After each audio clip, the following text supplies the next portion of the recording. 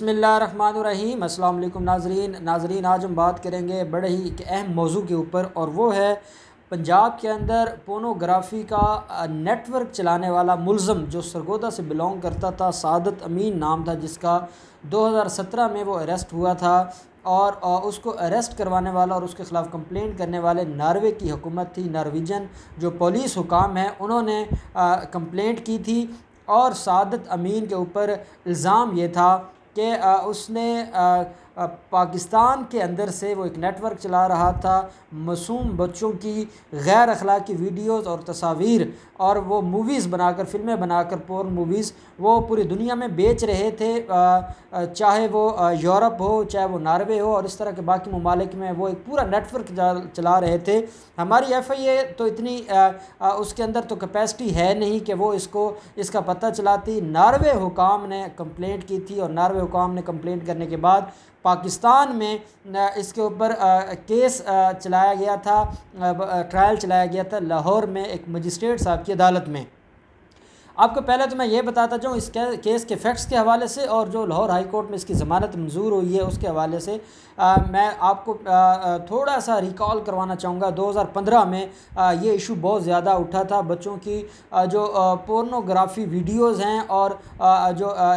उनकी तस्वीर हैं, 300 बच्चों की पोर्न वीडियोज़ पूरी दुनिया में फैलाई गई थी। कसूर के अंदर ये एक गैंग हमने देखा था कि वो मंजर आम पे आया था, क्योंकि पाकिस्तान के अंदर इसके ऊपर कोई कानून मौजूद नहीं था, ना बच्चों की सेक्सुअली अब्यूज़ करने का कोई कानून मौजूद था और ना ही जो पोर्न वीडियोज़ हैं या पोर्नोग्राफ़ी है इसके ख़िलाफ़ कोई किसी किस्म का जो गैंग था वो कोई कानून मौजूद था। 2015 में जब ये सारे मामलात होते हैं तो एक कौमी असम्बली में एक बिल पेंडिंग था 2009 से। 2009 में एक बिल पेश किया गया था कि जो बच्चों की गैर अखलाकी तस्वीर या वीडियो या उसकी जो पोर्न वीडियोस बनाकर उसको फैलाता है या शेयर करता है या बेचता है तो उसको एक जुर्म डिक्लेयर किया जाए। 2009 में ये बिल पेश किया गया था, लेकिन क्योंकि हमारी पार्लियामेंट के पास टाइम नहीं था और प्रायोरिटीज़ बहुत ज़्यादा है हमारी पार्लियामेंट की इधर उधर की, इसलिए वो 2015 में जाकर वो बिल सेनेट से पास हुआ और सेनेट से पास होने के बाद वो जो प्रेसिडेंट ऑफ पाकिस्तान है उसने सिग्नेचर्स किए और फिर पाकिस्तान पिनल कोड में अमेंडमेंट की गई और ये जो पोर्नोग्राफ़ी है इसको एक जुर्म के तौर पर देखा गया और इसकी सज़ा 7 साल या 7 साल से ज़्यादा डिक्लेयर की गई उस बिल में और उस कानून के मुताबिक। अब इसमें जो एक अहम डेवलपमेंट होती है वो क्या है कि 2017 में सरगोदा का ये सादत अमीन नामी शख्स है, ये धंधा करता है, ये इस गलीज़ काम में मुलव्वस होता है और नॉर्वे की जो हुकूमत है वो इसके बारे में पाकिस्तान को एक कंप्लेंट फ़ाइल करती है कि आपके मुल्क से ये एक नेटवर्क चलाया जा रहा है जो हमारे ममालिक में भी ये जो वीडियोज़ हैं और ये जो भेजी जा रही हैं और हमारे मुल्क में भी इसके ऊपर जो सारी की सारी शेयर्स की जा रही हैं इस तरह का मवाद जो पोर्नोग्राफ़ी का मवाद है। उसके ऊपर FIA ने कार्रवाई की और FIA ने सादत अमीन नामी शख्स को अरेस्ट किया और उसके कब्ज़ा से हज़ारों 7,000 के करीब जो इस तरह का मवाद था वो रिकवर हुआ। उसके ख़िलाफ़ एक FIR दर्ज करवाई गई और लाहौर की जो जुडिशल मजिस्ट्रेट है उसकी अदालत में उसके ख़िलाफ़ कार्रवाई शुरू हो गई। अब मैं आपको बताता जाऊँ कि FIA ने यह बताया था कि ये एक शख्स नहीं था बल्कि एक पूरे का पूरा नेटवर्क था, लेकिन उस नेटवर्क के बारे में आज तक कोई कार्रवाई नहीं हुई। वो नेटवर्क कौन था, वो कौन चला रहा था, उसके पीछे कौन से लोग थे। आपको याद होगा जब 2015 में ये सारा इशू उठा था तो उस वक्त सियासी लोग इन्वॉल्व थे, ये एक बिज़नेस बन चुका था और बतौर बिज़नेस इसको चलाया जा रहा था, लेकिन FIA ने इसके ऊपर कोई कार्रवाई नहीं की कि इसके बैकग्राउंड पर कौन थे, कौन लोग इसके बेनिफिशरी थे, कौन इस बिज़नेस को रन कर रहे थे, कौन इसको इस्तेमाल करते थे, कौन इसके गैंग को चला रहे थे। ये सारी की सारी चीज़ें नज़र ना आई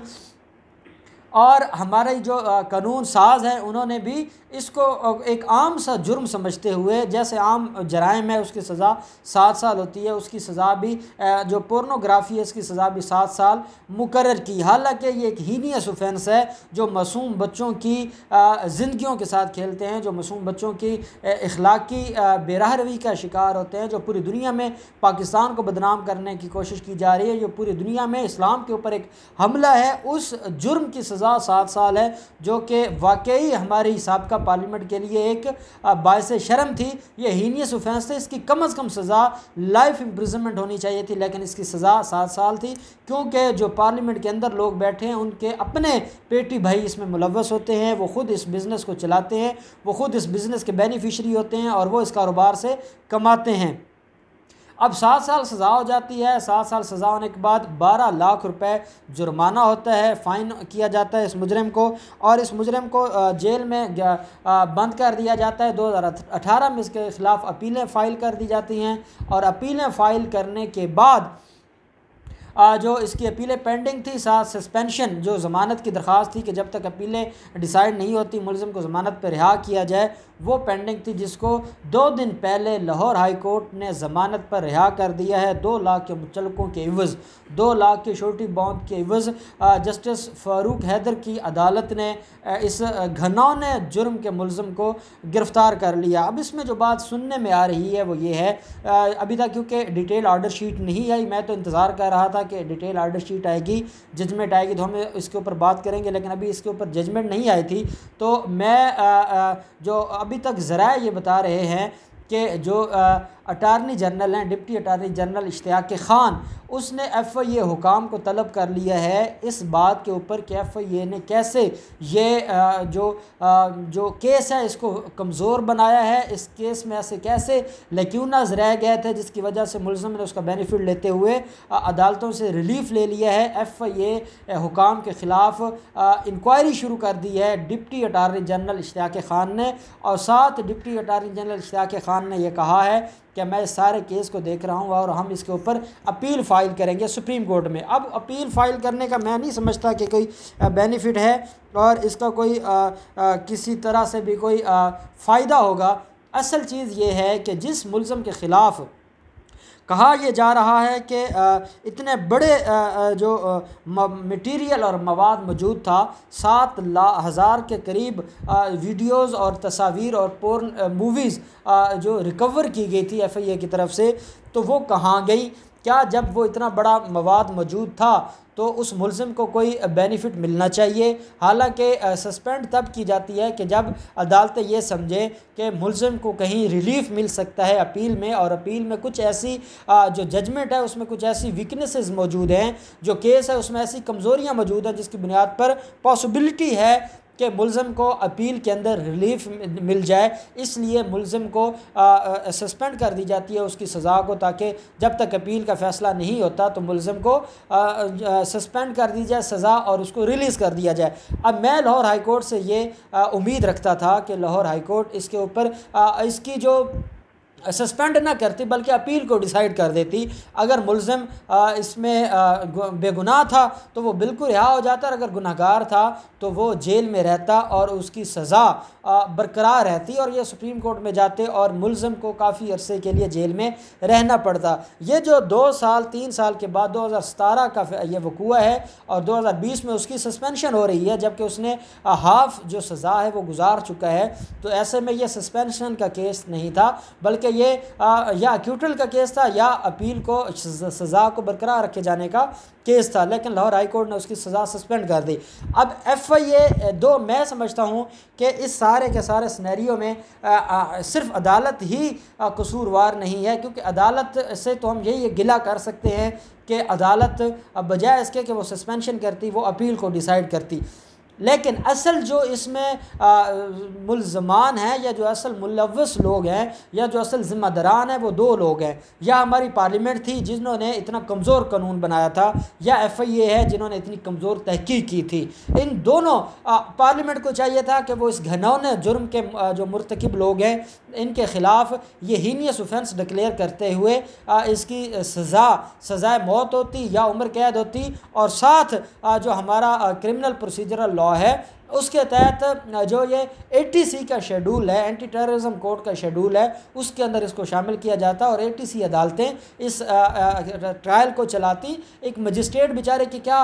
जुर्रत है और वो कैसे किसी को सज़ा दे सकता है, और वहाँ पे तो जो प्रोसीजर है या जो उसका ट्रायल का सारा निज़ाम है वो ही इतना कमज़ोर है, तो वो कैसे इतने हीनियस ऑफेंसेस के मुजरिमान को सज़ाएँ दे। दूसरी चीज़ ये थी कि FIA के पास जब इतना बड़ा मवाद मौजूद था, FIA ने बाकी मुल्ज़मान को क्यों नहीं पकड़ा, FIA ने इन घनौने जराइम के मुलव्वस लोगों को क्यों नहीं पकड़ा, और जो इतना मवाद मिलने के बाद क्या इसकी कोई प्रॉपर्टी अटैच की गई, क्या इसने जो हराम कमाया था इस घनौने जुर्म के बिज़नेस से क्या उसको पकड़ा गया, क्या जो अबेटर्स थे उनको पकड़ा गया, क्या जो कंस्पायरेटर थे, क्या जो इसके हेल्पर्स थे जो इसको असिस्ट कर रहे थे, जो बड़े बड़े सियासतदान इसके पीछे थे, क्या उनको पकड़ा गया या नहीं पकड़ा गया। ये एक बहुत बड़ा सवालिया निशान है हमारे अदालती निज़ाम के ऊपर, हमारे कानून साज इदारों के ऊपर और हमारे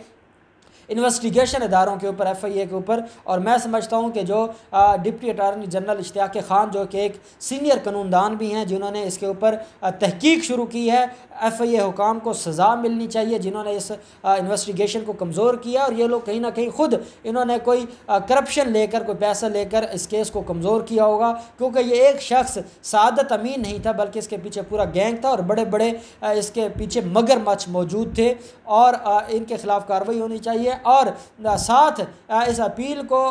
जो ये अपील है इसको सुप्रीम कोर्ट में फ़ाइल करना चाहिए, और सुप्रीम कोर्ट से साथ गुजारिश करनी चाहिए कि खुदा के लिए इन जराइम के जो मुर्तकिब लोग हैं एक ऑर्डर पास किया जाए, एक सुप्रीम कोर्ट की जजमेंट आ जाए कि इस जो पार्लियामेंट है वो इस कानून के अंदर अमेंडमेंट करे और इनको सज़ा दे, जो कि बड़ी सज़ा हो, जो कि हीनियस ऑफेंसेस की सज़ा है। और मैं इमरान खान से गुजारिश करूँगा कि जैसे कसूर के अंदर 300 मासूम बच्चों के पोर्न वीडियोज़ को पूरी दुनिया में फैलाया गया, इसी तरह हम देखते हैं कि ज़ैनब कत्ल केस वो भी इसी की एक कड़ी थी। इसके अलावा पाकिस्तान के अंदर ये जो चाइल्ड अब्यूज़ हो रहा है उसकी वजह इस तरह की चाइल्ड पोर्नोग्राफी जो वीडियोज़ हैं या मूवीज़ हैं, ये इसके ऊपर ये सारी की सारी ज़िम्मेदारान हैं। तो पार्लियामेंट दोबारा इस कानून के ऊपर इसको कंसिडर करे और इन लोगों की हीनियस ऑफेंस की सज़ा मुकर्रर करे, ताकि ऐसे जो बड़े मुजरिम हैं, जो ऐसे घनौने जराइम के मुर्तकिब मुजरमान हैं, उनको कभी भी रिलीफ ना मिले। बहुत शुक्रिया।